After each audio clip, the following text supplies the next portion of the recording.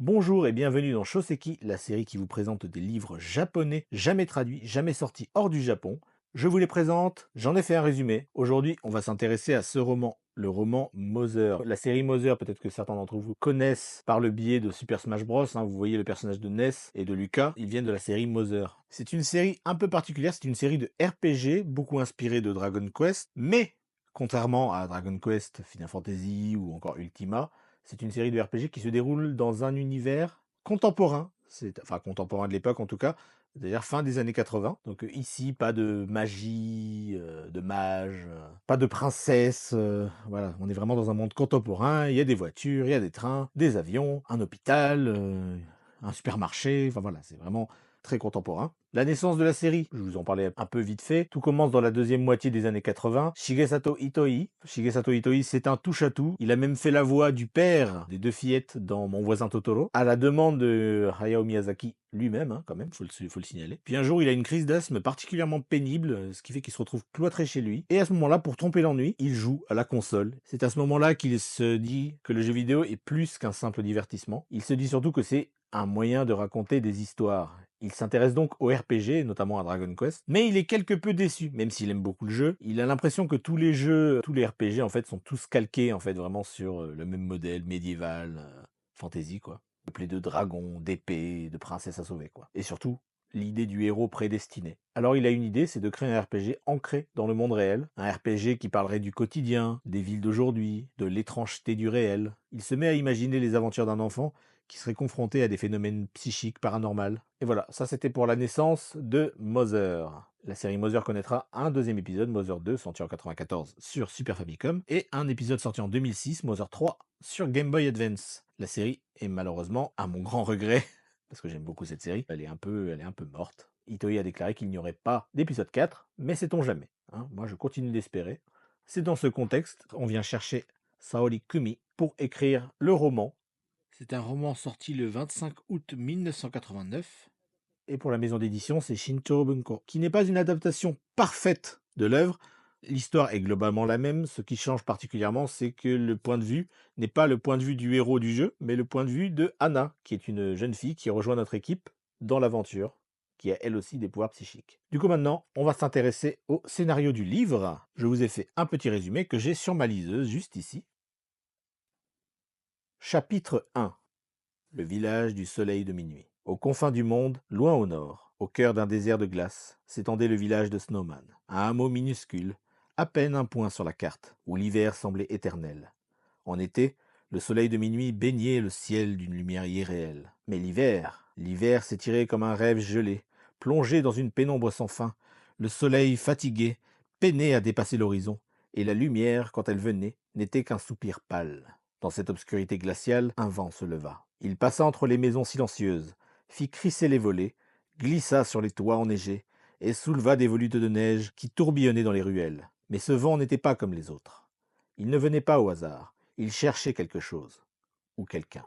Il scruta chaque recoin du village, explora les ombres, puis, comme déçu, il s'apprêta à repartir vers les montagnes blanches. C'est alors qu'une voix s'éleva, faible mais résolue. Sur un bout de colline glacée, une église solitaire faisait face aux éléments. Une jeune fille se tenait debout. Elle attendait. Elle savait que ce vent portait un message, qu'il annonçait quelque chose. Mais avant qu'elle n'ait pu le comprendre, il s'était déjà évanoui dans la nuit, la laissant seule face au silence. Depuis des semaines, peut-être des mois, Anna était tourmentée par des visions. Elles lui apparaissaient sans prévenir, éclatantes de netteté, comme si elle les vivait vraiment. Un ciel fendu par la foudre, des créatures aux yeux ardents surgis des ténèbres, des animaux devenus fous dans un zoo désert, et toujours un garçon. Il courait, il luttait, il tombait, se relevait. Un garçon de son âge, courageux, mais imprudent. Il semblait ignorer leur étrange lien. Anna n'avait pas choisi ces visions. Elles s'imposaient à elle, comme un signal venu de très loin. Ce garçon vivait des choses, et son esprit les projetait jusqu'à elle. Mais lui, il ne savait pas. Il ne savait même pas qu'elle existait. Avec le temps, Anna avait appris à lire dans ces images. Elle avait compris qu'il n'était pas seul. À ses côtés, il y avait un autre garçon, plus timide, plus fragile.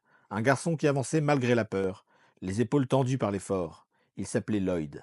Parfois, Anna se sentait frustrée. Ken, c'était le nom du premier garçon, Ken était insensible. Il ne voyait pas les émotions de ceux qui l'entouraient. Ils ne comprenaient pas ce que signifiait un adieu, ni ce qu'on ressentait en offrant un dernier cadeau. Ils fonçaient sans réfléchir, comme si rien d'autre ne comptait. Mais d'autres fois, ils changeaient. Ils veillaient sur Lloyd, sans même s'en rendre compte. Ils révélaient une douceur inattendue, enfouie sous sa fougue. Anna ne savait pas pourquoi elle voyait tout cela. Était-ce un appel? Un avertissement? Une mission que seul son cœur pouvait entendre? Dans le silence glacé, une autre question la hantait. Ces garçons voyageaient, ils avaient un but, ils avançaient. Et elle était figée dans un village endormi, tandis que le monde au loin sombrait dans le chaos. Elle en avait entendu parler, à la radio, dans les journaux. Des villes entières disparaissaient, les adultes s'évaporaient sans laisser de traces. Sa mère aussi, partie en mission à Easter, n'était jamais revenue. Tout le monde avait disparu avec elle. On murmurait qu'ils avaient été enlevés par des extraterrestres, qu'ils se cachaient au sommet de la montagne Holy Lolly. Personne ne savait si c'était vrai, mais le doute planait, lourd comme un nuage noir.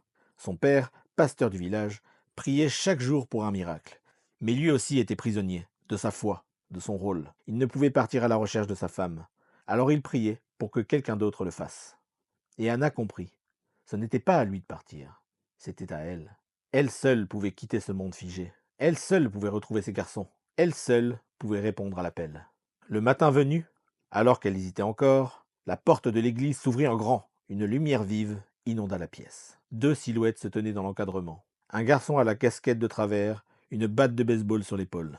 Un autre, plus petit, plus frêle, les lunettes de travers. Elle les avait vus 1000 fois dans ses visions. Et pourtant, c'était la première fois qu'elle les rencontrait vraiment. Ken, Lloyd. Un sourire se dessina sur les lèvres d'Anna. C'était le jour où tout commençait. Chapitre 2. Les guerriers.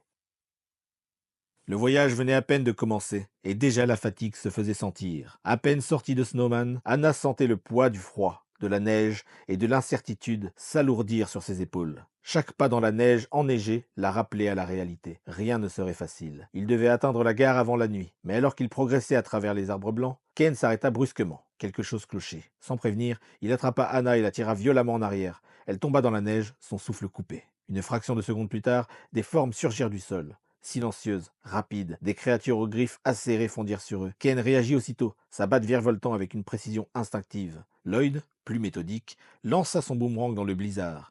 Mais ils étaient trop nombreux. Pour chaque monstre repoussé, un autre surgissait. Ils étaient encerclés. Anna resta figée. Jamais elle n'avait affronté un tel danger. Son esprit criait de fuir, mais son corps refusait d'obéir. Un souffle brûlant effleura sa joue. Elle leva les yeux, croisa le regard d'un loup, sauvage, affamé. L'animal bondit. Elle roula sur le côté à la dernière seconde, un bruit sec, comme du tissu qu'on arrache. Sa tresse venait d'être arrachée. Elle resta là, à fixer incrédule les mèches de ses cheveux dans la neige, comme une partie d'elle-même abandonnée.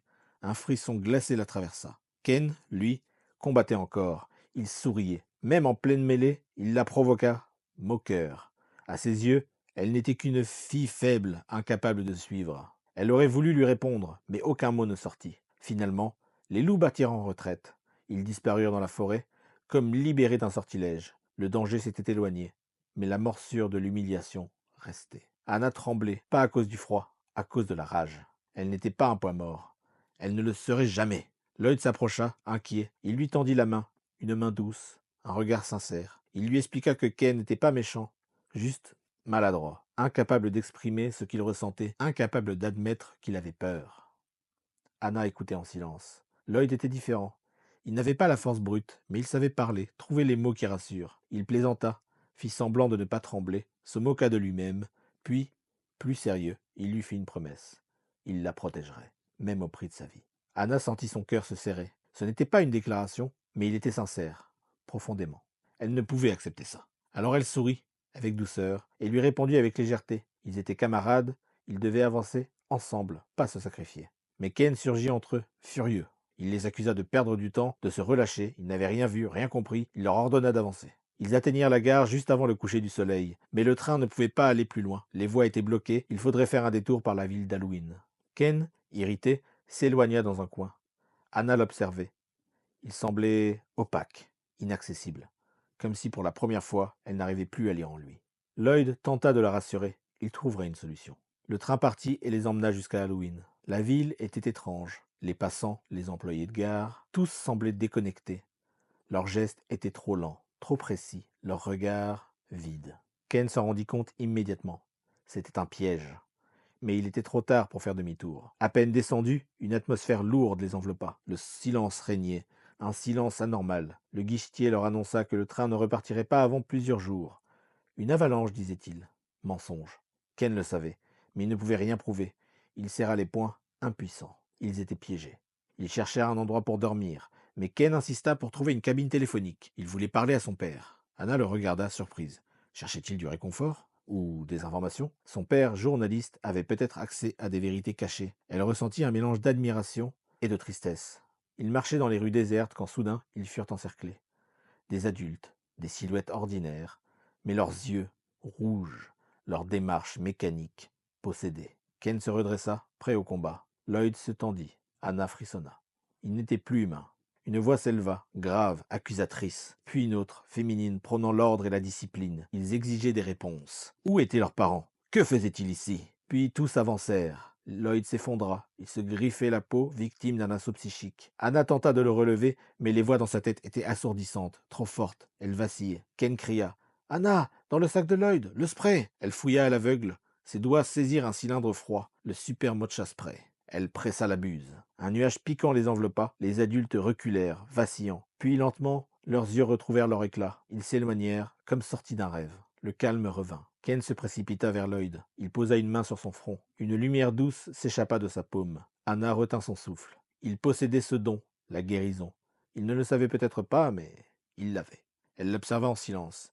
Il était différent, moins bruyant, plus vrai. Lloyd rouvrit les yeux. Ken l'attrapa par le col et le secoua. Debout, on continue. Il n'attendit personne. Anna prit une grande inspiration. Elle était à bout, mais elle n'en montra rien. Elle se soigna en silence, utilisa ses propres forces pour effacer la fatigue, et serra les poings. Elle ne reculerait plus. Ken marchait déjà devant. Lloyd suivait, chancelant.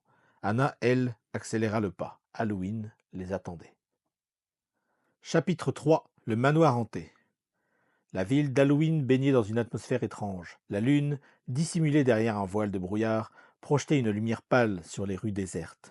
L'air était lourd, presque collant, et semblait étouffer le moindre bruit. Devant eux se tenait un vieux manoir, recouvert de lierre, étrange et silencieux. 3 panneaux contradictoires en interdisaient l'entrée. En faisant la promotion, Ken fronça les sourcils. Lloyd, lui, analysait calmement la situation. Anna, épuisée, tentait de lutter contre la fatigue qui la rongeait depuis l'aube. Elle n'avait pas eu un instant de répit. Mais en écoutant les notes du piano, qui s'échappaient parfois du manoir, elle comprit. Ce lieu n'avait rien d'une attraction touristique. Ce qu'il cherchait pouvait être là. La mélodie, un autre fragment de la chanson perdue. Elle posa alors une question simple mais essentielle.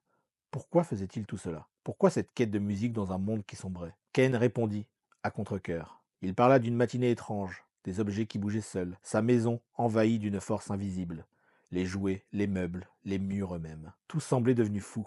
Seul au milieu du chaos, il avait pris sa batte et frappé à l'aveugle, sans comprendre. Puis il avait appelé son père. Un homme toujours ailleurs, toujours en mission. Ce jour-là, pourtant, sa voix était grave, inquiète. Il lui parla d'un danger, d'une force invisible qui s'emparait des esprits, d'une menace qui grandissait et d'un héritage familial. Ken apprit que son arrière-grand-mère, Maria, avait disparu autrefois, et que George, son arrière-grand-père, était revenu seul d'un endroit dont il ne parlait jamais. Depuis, il s'était consacré à l'étude du psy, cette énergie étrange, ce pouvoir psychique que peu comprenaient. Dans une vieille remise, Ken trouva un journal, des notes griffonnées à la hâte, des mots sans sens, jusqu'à ce qu'un mot de passe apparaisse. Un seul, qui ouvrait la voie vers un autre monde, Magicante. Un royaume irréel, un lieu entre rêve et souvenir. Et là, au cœur de ce monde flottant, vivait la reine Marie, une silhouette floue, une présence ancienne. Elle lui confia une mission, retrouver une chanson, une mélodie oubliée, éparpillée. Si elle l'entendait à nouveau, elle retrouverait la mémoire, et avec elle, peut-être, la clé pour sauver la Terre. Depuis ce jour, Ken et Lloyd avaient déjà trouvé 3 fragments, une boîte à musique, le chant d'un oiseau, et un singe chantant aux eaux. Et maintenant, le piano du manoir. Anna écouta sans un mot. Cette histoire semblait absurde. Et pourtant, après tout ce qu'elle avait vécu, pouvait-elle encore douter? Elle savait lire la musique, l'entendre, la comprendre. Peut-être était-ce sa place ici, avec eux. Mais avant qu'ils n'entrent, une rencontre inattendue changea tout. Un homme richement vêtu, Maximilien de Rosewater, leur ouvrit les portes. Son manoir, dit-il, leur était grand ouvert. À ses côtés, sa fille, Évangéline, blonde, silencieuse, les yeux violets posés sur Ken. Après un repas généreux, leur hôte posa une condition. Pour entrer dans le manoir hanté, Ken devrait épouser sa fille. Ken refusa net, mais Lloyd, dans un élan stupide, signa un contrat à sa place, et scella malgré lui des fiançailles. Le lendemain, ils pénétrèrent enfin dans le manoir. L'air y était glacial, les murs craquaient, des ombres passaient. Soudain, des rats surgirent, des dizaines et des dizaines. Anna hurla, Ken la souleva sans hésiter et courut, mais une armure les attendait, vide, animée, vivante. Elle leva son épée, frappa. Ken encaissa le coup à l'épaule. Anna comprit, elle n'avait plus le choix. Une lumière jaillit d'elle, pure, puissante. L'armure se désintégra. Ken et Lloyd, stupéfaits, réalisèrent qu'Anna possédait une force qu'ils n'avaient pas imaginée. Mais Anna, elle, tremblait. Elle se jeta dans les bras de Ken et pleura. Il resta figé, maladroit, la laissant pleurer contre lui. Une fois le calme revenu, ils atteignirent enfin le piano. Anna souleva le couvercle, la mélodie s'éleva, pure, fragile.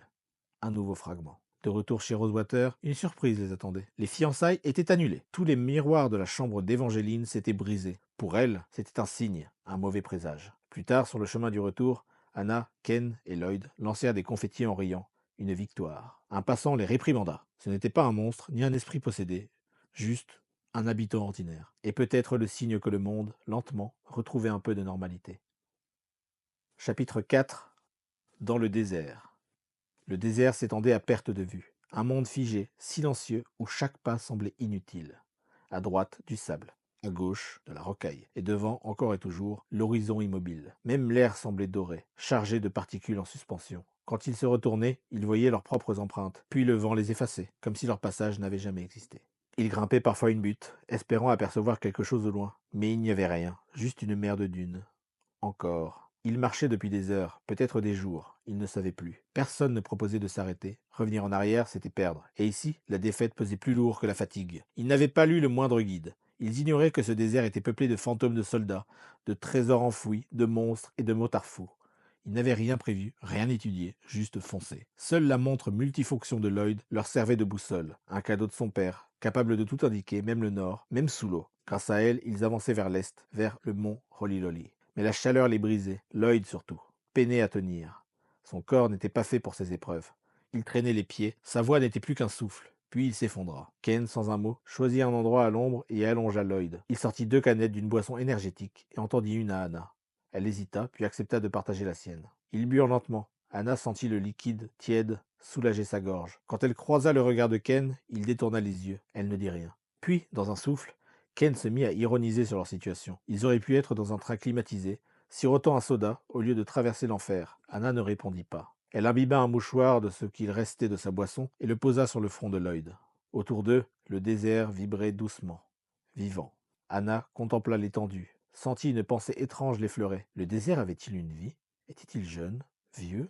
Était-il lui aussi en train de mourir? Puis elle crut entendre une voix, un cri, celui d'un enfant l'appelant à l'aide. Mais il n'y avait rien. Un mirage sûrement. Et pourtant, elle ne pouvait l'ignorer.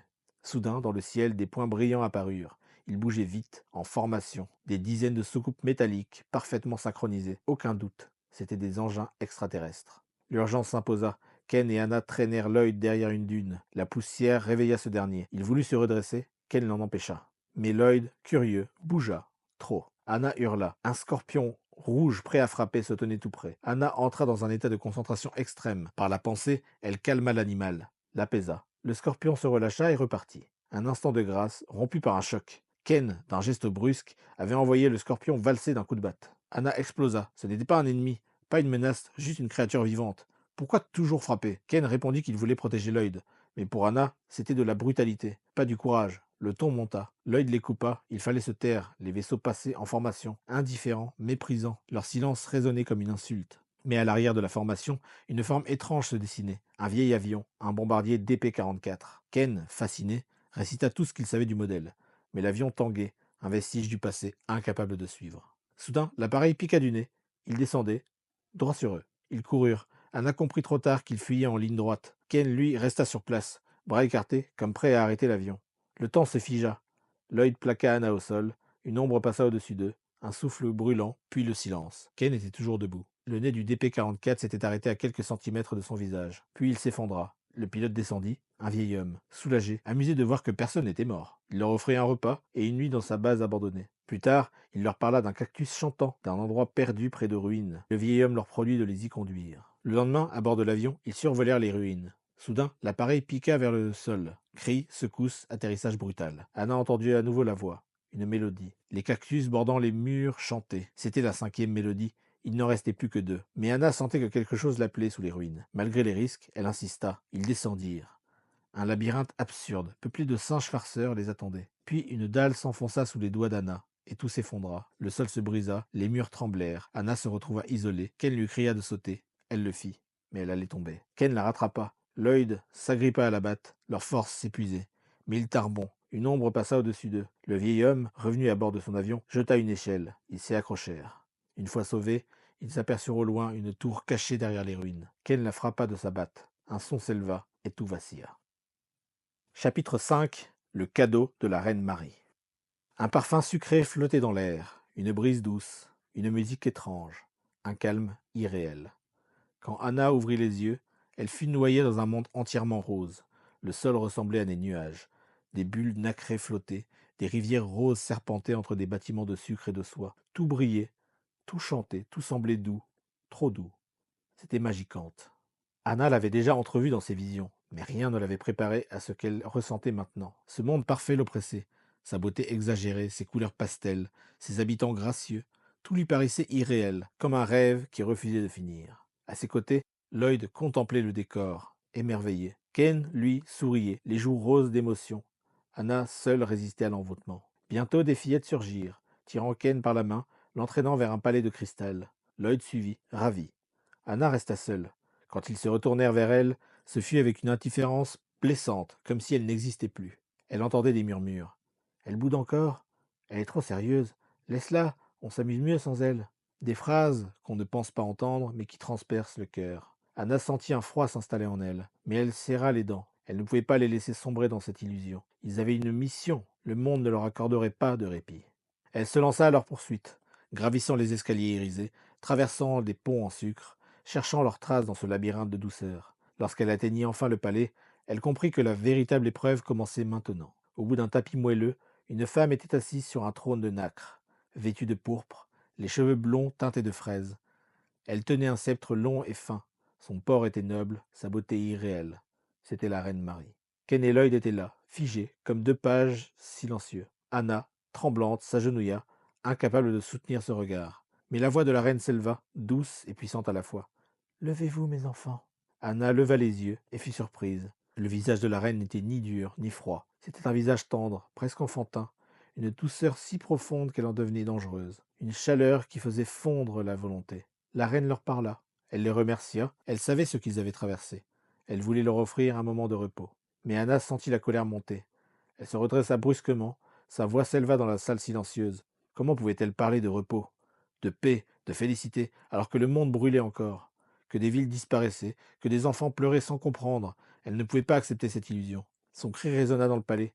Tous la regardèrent, choqués. Même Ken et Lloyd.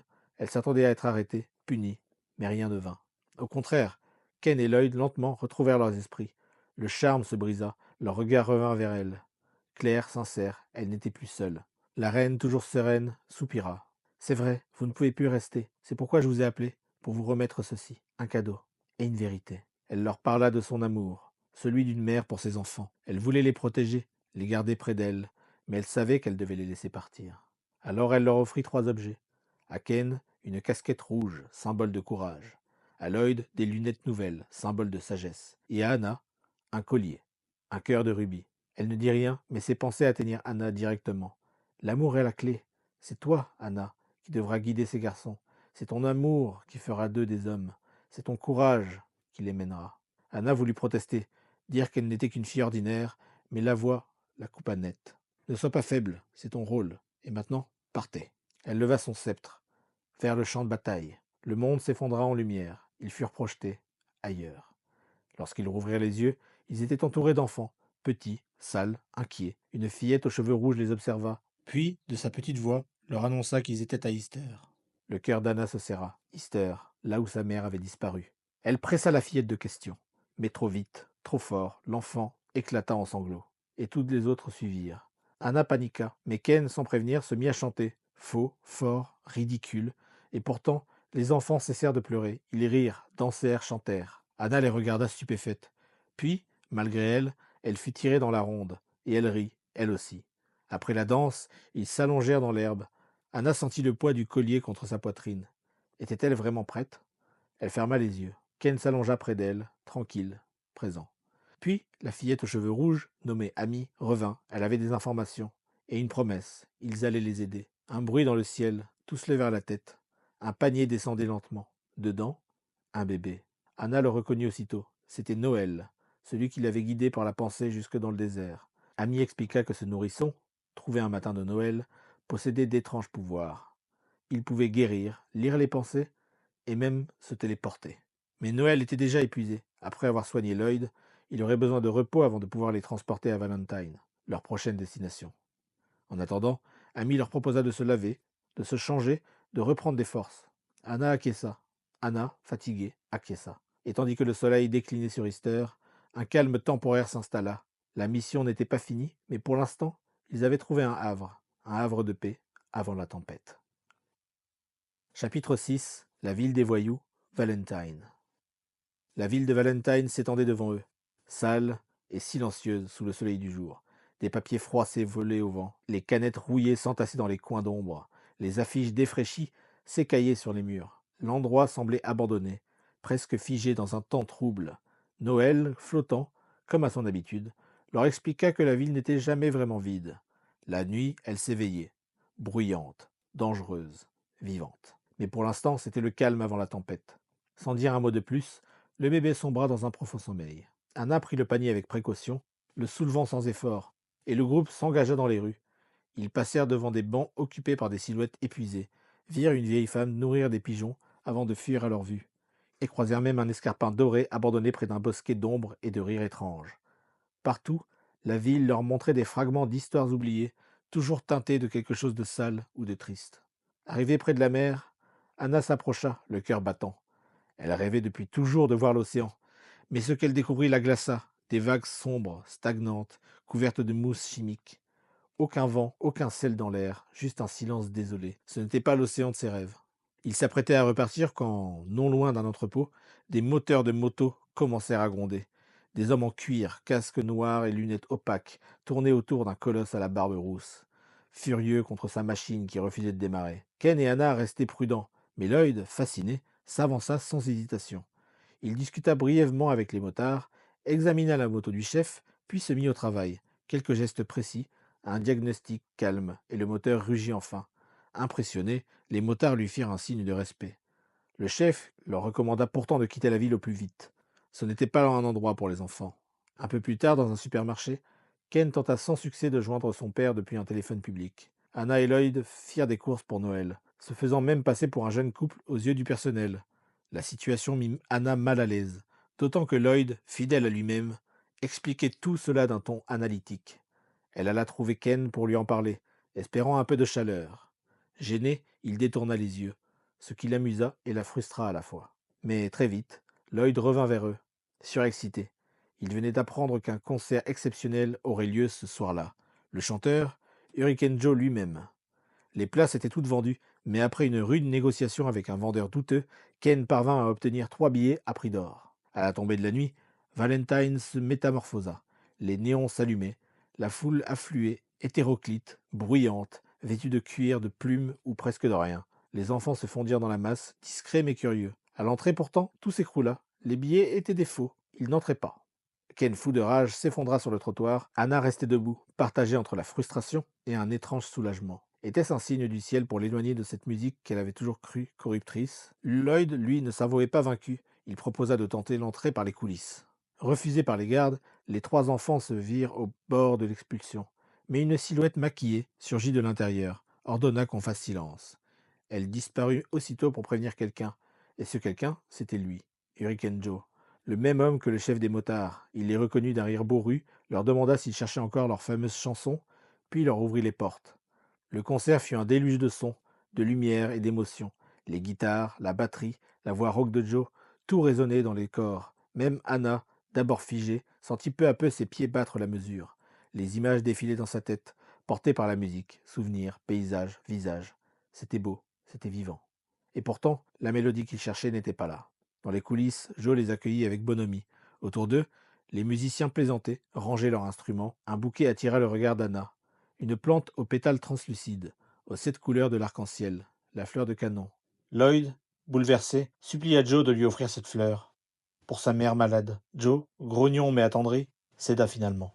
Sans attendre, Anna secoua Noël, l'implorant de les téléporter chez Lloyd pour sauver sa mère. Mais Noël, à moitié endormi, transporta par erreur tout le groupe, musiciens, techniciens et Joe lui-même, dans une explosion de lumière.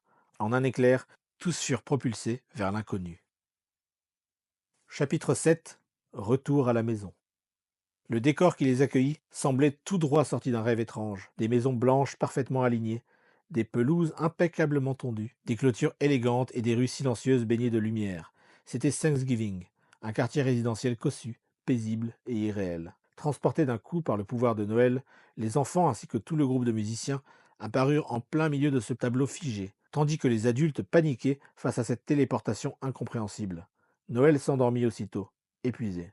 Lloyd, quant à lui, n'attendit pas une seconde. Il fonça vers sa maison, traversant d'un pas précipité les massifs de fleurs bien entretenus. Anna, surprise par l'élégance des lieux, se demanda comment un garçon aussi timide et effacé pouvait venir d'un endroit aussi soigné. Mais l'instant d'après, Lloyd ressortit, le visage défait, une fleur de canon dans la main. Sa mère n'était plus là. La maison était vide. La chambre, autrefois habitée par une présence alitée, n'abritait plus rien. Aucune trace de départ volontaire, aucune lettre, aucun mot d'adieu. Quelque chose clochait. Anna, silencieuse, pensa au vaisseau qu'ils avaient vu traverser le ciel. Une armada d'ovnis en route vers l'inconnu. Son pressentiment se fit plus fort. Lloyd, incapable d'accepter cette disparition, courut jusqu'à la maison voisine et tambourina à la porte. Ce fut un vieil homme qui apparut. Reconnaissable à sa salopette tachée et à son air bourru, lorsqu'il vit Lloyd, il éclata d'un mélange de colère et de douleur. Derrière ses reproches, une angoisse plus profonde se révéla. Toutes les mères de Thanksgiving avaient disparu. Ce jour-là, lorsque les vaisseaux avaient envahi le ciel, elles s'étaient toutes volatilisées. Le vieil homme, Sam, expliqua que tous les hommes en âge de se battre étaient partis, laissant la ville aux enfants et aux vieillards. Les rues n'étaient plus habitées que par l'absence. C'est la guerre, dit-il d'une voix basse. Lorsque Ken arriva avec les musiciens, Sam crut d'abord à une intrusion. Brandissant un balai, il tenta de défendre ce qu'il croyait être une attaque. Il fallut de longues minutes et beaucoup d'humour de la part de Joe pour apaiser la situation. Finalement, Sam invita le groupe à l'intérieur, leur offrant du thé et des pâtisseries dans une ambiance soudainement plus douce. Au cours de la conversation, Anna évoqua la chanson qu'il recherchait. Sam fit une proposition inattendue. Un vieux jukebox décoratif, inutilisable depuis des années, trônait dans un coin. Ken s'en approcha et, remarquant un symbole gravé sur le côté, sortit de sa poche un badge reçu plus tôt dans leur aventure. Lorsqu'il l'inséra dans une fente dissimulée, le silence se rompit. Une musique s'éleva. C'était la 6e chanson. Tous la reconnurent. Leur chant s'accorda instinctivement à la musique, formant un chœur d'une étrange harmonie. Même les musiciens, d'abord sceptiques, se joignirent à eux. La 6e mélodie était là, tangible, vibrante. Il n'en manquait plus qu'une. Mais la joie fut de courte durée. Soudain, Ken demanda à utiliser le téléphone de Sam. Il voulait appeler chez lui. Lorsqu'il entendit la voix de ses sœurs jumelles au bout du fil, il comprit que quelque chose n'allait pas. En larmes, elles lui apprirent que leur mère, aussi, avait disparu. La vague de disparition ne touchait pas uniquement Thanksgiving. Elle s'étendait à toute la région. La mère de Ken avait été enlevée, comme les autres. Face à l'ampleur du désastre, le groupe se réorganisa. Ken partit chercher ses sœurs. Lloyd tenta de replanter la fleur de canon dans un sol fertile. Anna resta auprès de Noël, toujours endormie. Le soir venu, tous se retrouvèrent chez Sam, dans une atmosphère pesante. Il était temps de faire le point. Il ne restait plus qu'une mélodie à retrouver, et tout indiquait qu'elle se trouvait quelque part au mont Holly. Lloyd analysa les informations disponibles. Les ennemis semblaient chercher quelque chose.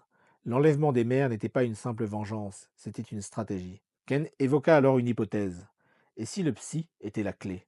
Et si ces pouvoirs psychiques si rares étaient la raison de cette traque invisible? Ses sœurs, inquiètes, tentèrent de le retenir, mais il les rassura, leur promettant qu'il reviendrait. La décision fut prise. Ils partirent à Holly. Mais Lloyd, prêt à partir avec eux, se vit barrer la route par Joe. L'ancien chef motard insista. Lloyd devait rester ici. Quelqu'un devait coordonner les recherches. Protéger les enfants, tenir le lien. Lloyd hésita, déchiré, mais Joe avait raison. Ce fut lui qui accompagnerait Ken et Anna jusqu'à la montagne, grâce à un véhicule adapté. Le groupe allait reprendre la route, ensemble, mais chacun à sa place. La fin approchait. Chapitre 8. Le lac secret. Le Land Cruiser cahotait sur la route rocailleuse qui menait au mont Holly. Joe tenait le volant avec assurance, malgré les virages serrés et le terrain accidenté. À côté de lui, Ken peinait à rester stable, tandis qu'à l'arrière, Anna tentait tant bien que mal de garder l'équilibre. Le vacarme du moteur, les secousses constantes et l'odeur d'essence n'avaient rien de rassurant. L'atmosphère de l'expédition était marquée par l'énergie brutale de Joe, paré pour le combat, armé, confiant, presque trop à l'aise. Ken, à côté, semblait réduit à un rôle de spectateur. Quant à Anna, elle se sentait comme un corps étranger, déplacée dans cette ambiance masculine. Alors qu'elle fuyait la conversation des deux garçons, un virage dévoila soudain la vallée en contrebas, des montagnes effilées, un ciel immense, des crêtes enneigées. C'était magnifique, écrasant. Le silence des hauteurs contrastait avec l'agitation de Valentine, et Anna se sentit un instant transportée hors du temps. Mais l'instant fut de courte durée. Un arbre effondré bloquait la route. Joe descendit, suivi de Ken. Ils tentèrent en vain de le dégager. Anna les rejoignit, observa, puis s'approcha calmement. Elle ferma les yeux, concentra son pouvoir, et dans une lueur soudaine fit disparaître l'obstacle. Joe, abasourdi, ne trouva rien à dire. La montée continua à pied. Tous trois s'équipèrent, sac à dos pour Joe, casque et lanterne pour chacun. En suivant un ruisseau, ils pénétrèrent dans une grotte. Des vestiges de barrières, des panneaux rouillés trahissaient une tentative de site touristique abandonné. Plus ils avançaient, plus Anna retrouvait une sensation familière. Les ombres, l'écho, l'humidité lui rappelait Magicante, un monde irréel. Puis ils arrivèrent devant un lac souterrain, une étendue d'eau pure, immobile, d'un bleu presque irréel. Anna fut fascinée. Elle s'en rapprocha, effleura la surface, goûta l'eau. Ce qu'elle ressentit alors n'avait rien de normal. Une chaleur étrange, une clarté nouvelle. Son esprit vacilla. Ken, inquiet, la rejoignit. Il regarda longuement, elle lui tendit l'eau. Il plongea la tête, revint à l'air, les yeux écarquillés. Un lien muet se créa entre eux. Lorsqu'ils quittèrent la grotte, la lumière du jour les aveugla. Ils étaient main dans la main, comme protégés par une bulle invisible. Mais la réalité les rattrapa brutalement. Devant eux, une armée de robots les attendait. L'attaque fut immédiate. Joe réagit le premier. Il sortit son arme, se jeta dans la mêlée, couvert de feu. Ken et Anna restaient figés, mais une barrière née de leur union les protégeait. Ils ne sentaient rien d'autre que cette harmonie silencieuse. Puis un cri déchira l'air, un cri d'enfant, un sanglot. Noël. Ce son fissura leur bulle. Une porte invisible, quelque part entre les dimensions, s'ouvrait. Quelqu'un avait besoin d'eux. Ils revinrent à eux. Le champ de bataille était en feu. Joe gisait au sol, inerte. Ils coururent vers lui, paniqués. Ils essayèrent de le soigner, de le réanimer, avec leur psy, mais en vain. La douleur, la honte, la culpabilité les envahissaient. Puis, dans un souffle, Joe revint à lui. Mais ils étaient coincés, trop loin du véhicule. Joe était trop lourd à transporter. Anna pria. Elle promit en silence de couper ses cheveux si Dieu les aidait. Et c'est alors qu'ils l'entendirent. Un vrombissement métallique de plus en plus net. Un disque argenté fendait les nuages, se stabilisant juste au-dessus d'eux. Une lumière pulsait sous sa coque. La panique les gagna, mais une voix résonna, portée par des haut-parleurs. C'était la voix de Lloyd. Il appelait leur nom, il leur demandait de ne pas bouger. Anna resta figée. Ken leva les yeux, incrédule. Lloyd pilotait un vaisseau? Comment? Pourquoi? Le disque descendit lentement, projetant un halo brillant sur la scène de l'affrontement, et dans ce faisceau, le reflet d'une chance inattendue. Peut-être n'était-il pas seul, peut-être restait-il un espoir. Chapitre 9. Le combat final. Lloyd expliqua d'une voix mesurée qu'il avait lui aussi douté au début, lorsqu'un message avait surgi de la radio de la maison de Sam. Il avait cru à un piège. Pourtant, un vaisseau était immédiatement venu le chercher, et il avait dû agir sans perdre une seconde. Le groupe se retrouvait maintenant dans un laboratoire secret, dissimulé au creux des roches du versant ouest du mont Oliloli. Joe, grièvement blessé, était pris en charge dans une salle annexe, sous la supervision d'un étrange personnage. Bientôt, la porte de la salle s'ouvrit et une silhouette, voûtée, s'avança dans la lumière. Un homme au visage balafré, aux cheveux tombant en mèches grisonnantes sur son front, aux vêtements défraîchis et mal ajustés. Sa démarche était légèrement déséquilibrée, conséquence d'une différence notable entre la longueur de ses jambes. Une de ses mains n'était plus humaine, remplacée par un appendice métallique. Autrefois, il avait été séduit par la science avancée de l'envahisseur extraterrestre Giga, et s'était rallié à sa cause. Mais en réalisant trop tard son erreur, il avait tenté de fuir, et s'était retrouvé gravement blessé lors de sa trahison. Son bras et une partie de son corps portaient les stigmates de sa collaboration avec l'ennemi. Lloyd confirma l'histoire d'un ton froid, laissant entendre qu'il ne lui accordait qu'une confiance limitée. La conversation prit un tour inattendu lorsqu'un robot humanoïde, jusque-là immobile dans un coin de la pièce, s'anima brusquement. Il protestait avec une voix synthétique, défendant ardemment le docteur. Ce robot se nommait Eve. et malgré son état délabré, il semblait avoir une forte conscience de lui-même. Lloyd, abasourdi, réalisa que ce robot portait le même nom que sa mère. La coïncidence le troubla profondément. Eve, d'une voix altérée, expliqua que le docteur n'avait agi que pour lui. Son état actuel était critique. Il était en panne, et seul un composant rare, le modèle ICUX-9801, pourrait le réparer. Malheureusement, cette pièce était désormais introuvable, sa production ayant été arrêtée depuis longtemps. Ken et Anna échangèrent un regard perplexe. La situation se compliquait encore davantage. Trouver cette pièce semblait être une quête impossible, mais il était clair qu'Eve détenait des informations cruciales et qu'il leur faudrait coûte que coûte la remettre en état. Lloyd soupira en entendant le nom du composant nécessaire à la réparation d'Eve. Un ICUX-9801. Un modèle aussi ancien? Il trouvait absurde qu'un tel système repose encore sur une technologie aussi obsolète. Mais avant que Lloyd ne puisse poursuivre sa réflexion, Eve fit une révélation encore plus troublante. Giga, l'ennemi qu'il recherchait, possédait une technologie effrayante, un bouton de réinitialisation ultime, un appareil si puissant qu'il pouvait ramener le monde entier à un état primitif, comme s'il retournait dans le ventre maternel. Un concept aussi terrifiant que fascinant. Anna frissonna en comprenant que leur adversaire n'était pas seulement une menace pour leur planète, mais l'existence même de leur réalité. Comment pouvait-il espérer vaincre un tel être? Pendant qu'elle se laissait envahir par ses pensées sombres, Lloyd, lui, réfléchissait intensément. Son regard se posa sur sa montre, un cadeau de son père, un objet auquel il tenait énormément. Il murmura alors une hypothèse. Et si cette montre contenait justement le composant dont ils avaient besoin? Son père, grand amateur de cette vieille technologie, aurait très bien pu inclure un ICUX-9801 dans ce modèle particulier. Lloyd hésita un instant, caressant du bout des doigts le cadran de sa montre, avant de l'attendre au scientifique. Celui-ci, surpris, demanda s'il était vraiment prêt à sacrifier cet objet. Lloyd, la gorge serrée, confirma que c'était le cas. Il n'avait pas pu sauver sa mère, mais il pouvait au moins voir Ève renaître, elle qui portait le même nom et dont le visage lui rappelait tant celle qu'il avait perdue. Le docteur accepta l'offre et entreprit immédiatement la réparation, révélant un assemblage complexe de circuits, de fils colorés et de microprocesseurs agencés avec minutie.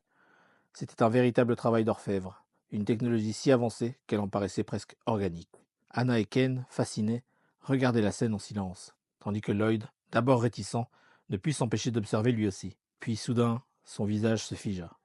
Son regard se faufila à travers les composants d'Ève et s'arrêta sur une signature indélébile, gravée à l'intérieur de la machine. Une signature dont il reconnaissait le style maladroit, une soudure chaotique qu'il connaissait par cœur. Il connaissait celui qui avait construit Ève. Une vague d'émotions contradictoires le submergea. Comment cela était-il possible? Alors que Lloyd réalisait enfin la vérité sur l'identité du docteur, son père, une vague d'émotions contradictoires le submergea. Il peinait à croire que cet homme, au visage marqué et au corps transformé, était bien celui qui avait disparu de sa vie des années auparavant. Pourtant, tout concordait. La construction d'Ève, son obsession pour ICUX-9801. Son père se redressa, et d'un ton tranchant, il leur annonça une dernière opportunité. Giga était dans une phase de vulnérabilité rare, comme un insecte en mue. Il devait se reposer pour régénérer son corps. C'était le seul moment où il pouvait être vaincu. Le temps leur était compté.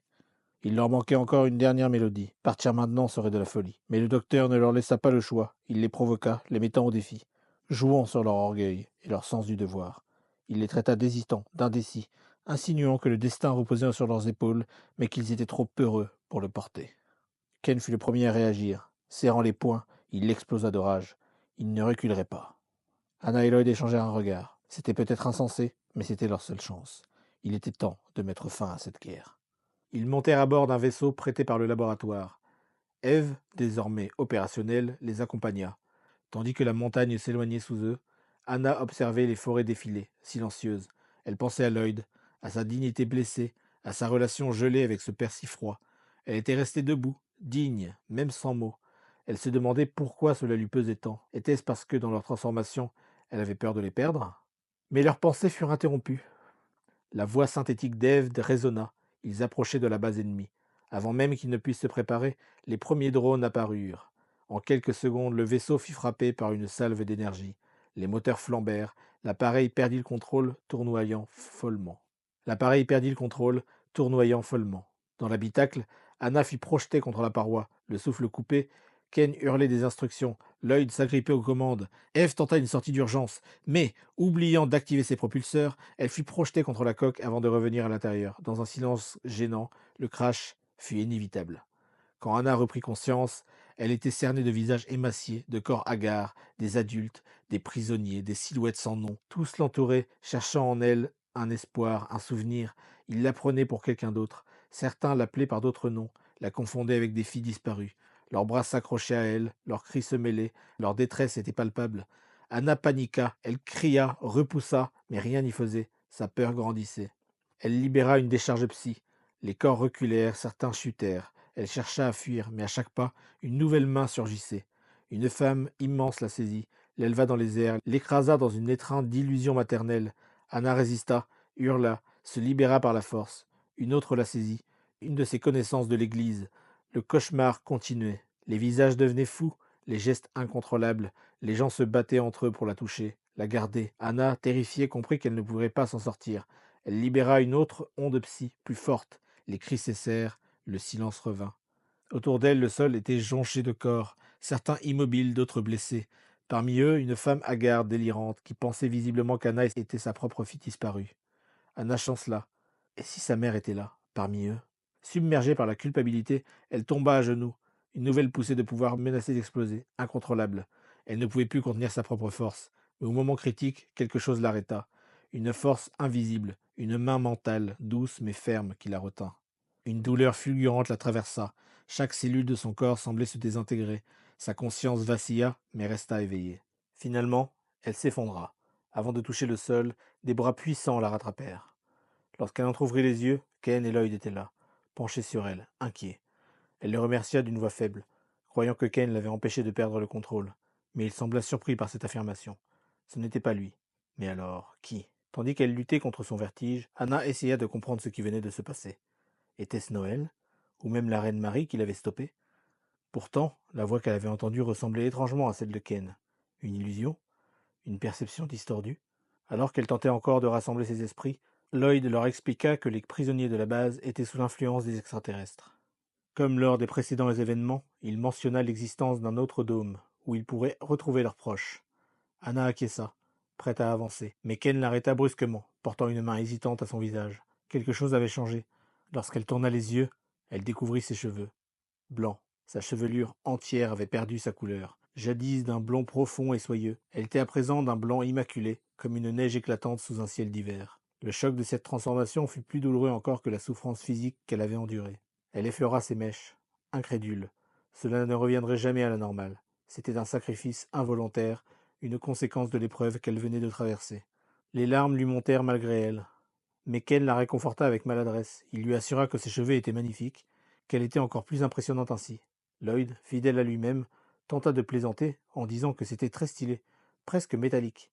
Anna essaya de sourire malgré tout, bien qu'un dernier sanglot lui échappât.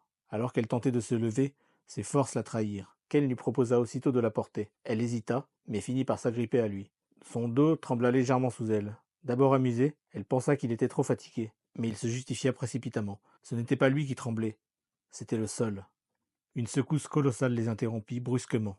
Le sol se souleva et se fissura dans un grondement terrifiant. Quelque chose émergeait des profondeurs de la terre. Le sol trembla violemment, provoquant un chaos immédiat.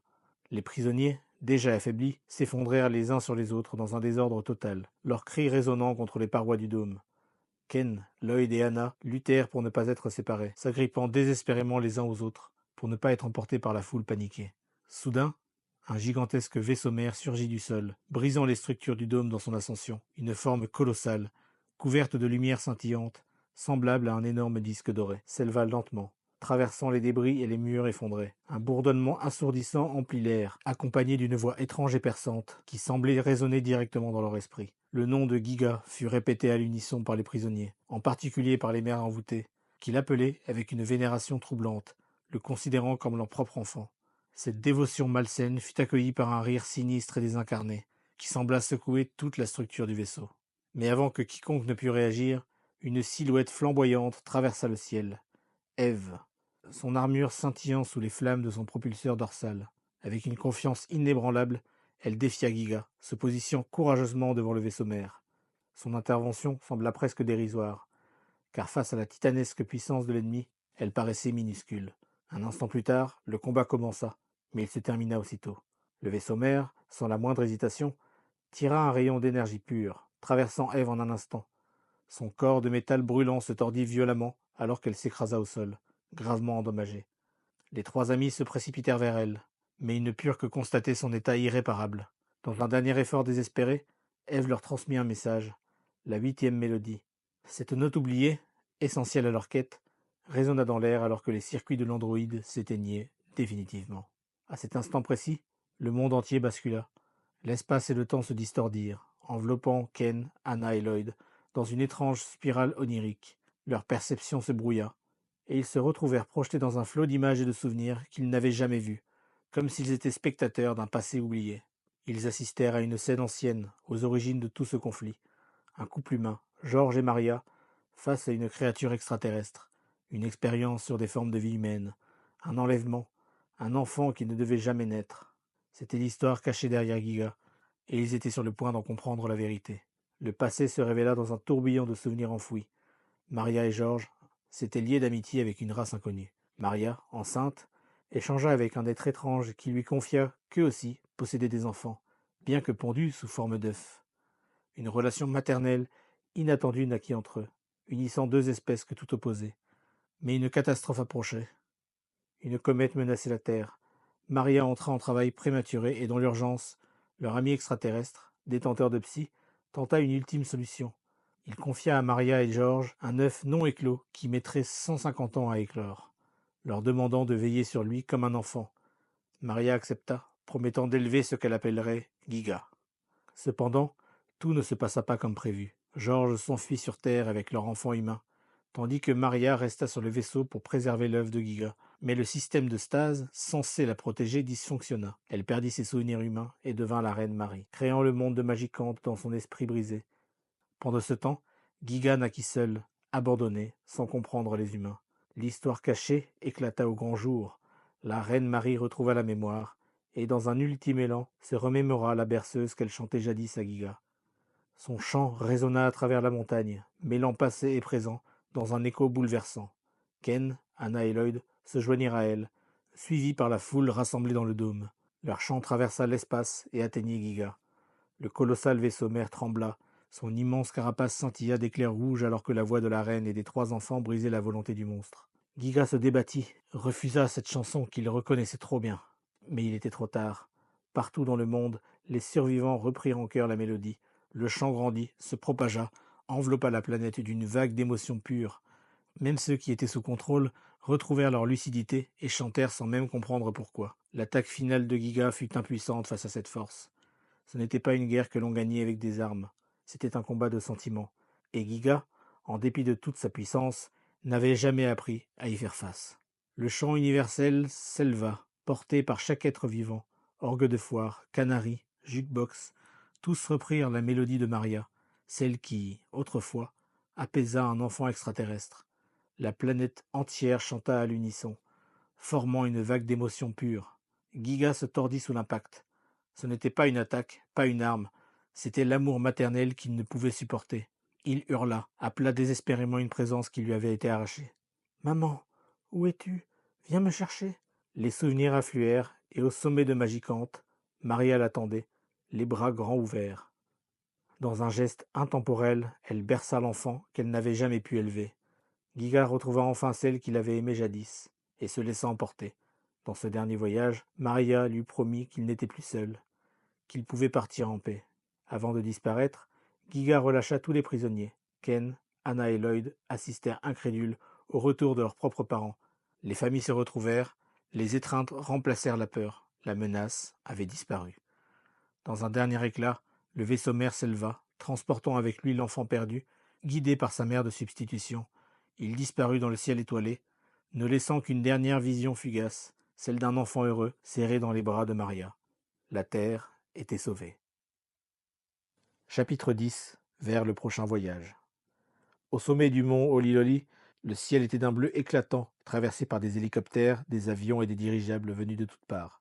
Les troupes de l'ONU, les gouvernements étrangers, les journalistes, tous convergeaient enfin vers ce lieu longtemps resté inaccessible à cause de la barrière psychique de Giga. Depuis le ciel, ils parachutaient, vivres, vêtements, médicaments. L'heure était à la libération des prisonniers. Ce secours providentiel, racontera-t-on plus tard, avait été orchestré à l'avance par Joe et le docteur. Le vent soufflait doucement sur la montagne, les oiseaux chantaient, les fleurs s'épanouissaient, même les petits animaux s'apprêtaient à naître. Le printemps arrivait. Ken, Anna et Lloyd, les trois jeunes guerriers, se tenaient côte à côte, regardant en silence le ciel. Le combat était terminé. Ken murmura: C'est fini. Lloyd hocha la tête. Anna, quant à elle, chercha quelque chose à dire, mais aucun mot ne lui vint. Tout semblait irréel, comme un rêve. Giga, la reine Marie, Magicante, qu'est-ce qui avait vraiment existé? Que reste-t-il de tout cela? Elle sentit à son cou le poids de son pendentif, seule preuve tangible de leur aventure. Une étrange sensation de vide lui nouait le ventre. Elle tendit alors les bras et effleura du bout des doigts les mains de ses deux compagnons. Ken sursauta légèrement, Lloyd aussi, mais tous deux finirent par lui serrer la main. Ils étaient encore un peu timides, même dans un moment pareil. Anna se sentait étrangement mélancolique. Leur groupe, la défense de la Terre, n'avait plus de raison d'être. Chacun allait rentrer chez soi. Ils avaient risqué leur vie ensemble, mais ils allaient désormais suivre des chemins séparés. Non loin de là, leur mère, toutes trois désormais réunies, bavardait tranquillement. Elle parlait de lessive, de chaussettes bon marché, mais résistantes. Rien ne semblait pouvoir perturber la quiétude des mères. Soudain, une grosse voix les héla depuis un hélicoptère en vol stationnaire au-dessus d'eux. Pris de court comme des écoliers, pris en faute, les anciens guerriers se redressèrent et lâchèrent leurs mains un peu rouges de gêne. Une caméra pointée dans leur direction portait le logo d'un réseau de télévision international. C'est alors qu'une voix familière appela Ken. C'était son père. Arborant des lunettes teintées et un casque micro, il le félicita à sa façon, un sourire aux lèvres. Il était déjà en train de prévoir un documentaire sur leurs aventures. Ken, d'abord grognon, finit par se laisser attendrir. Son père, visiblement fier, leur proposa de monter à bord pour les ramener. Ken hésita, tournant la tête. Il repéra Anna un peu à l'écart et la fixa avec attention. Elle tenta de reculer, troublée par ce regard soudain, mais il la rattrapa des yeux. Puis, dans un ton plus doux, il lui demanda si elle voulait retourner à l'église. Elle ne sut que répondre. Ken, le regard déterminé, annonça alors ce qu'il avait sur le cœur. Ce n'était pas un retour qu'il envisageait, c'était un nouveau départ, une nouvelle aventure. Plus question de retourner chez eux pour retrouver l'école ou la routine. Ils n'étaient plus des enfants, ils avaient sauvé le monde. Il était temps de vivre quelque chose pour eux, et eux seuls. Anna fut d'abord surprise, mais une lumière brilla dans ses yeux.